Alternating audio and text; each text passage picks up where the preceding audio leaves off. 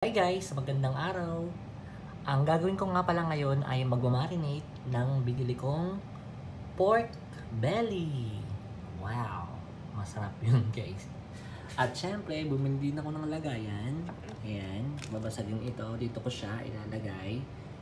Ayan, so para magamit ko siya ng mga isang linggo. Ayan.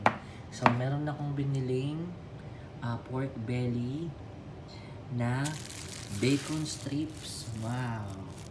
At bumili din ako guys ng pork belly na pork chop slice. Wow! Ayan guys, dyan ko siya ilalagay guys. Ayan. Yahoo! Tara guys, samahan niyo ako. Ayan guys, ang ating bacon strips.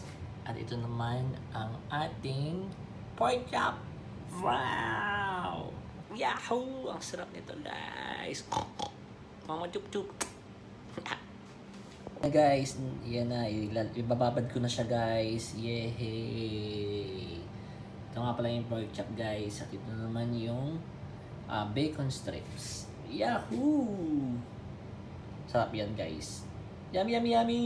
Ayan na guys, lagay ko na siya sa chiller. Yahoo! Naluto yan guys, gagamitin ko na yung spicy seaweed sa bacon strips. Yummy, yummy, yummy. Thank you guys for viewing my reels at pagsama sa akin. Love you!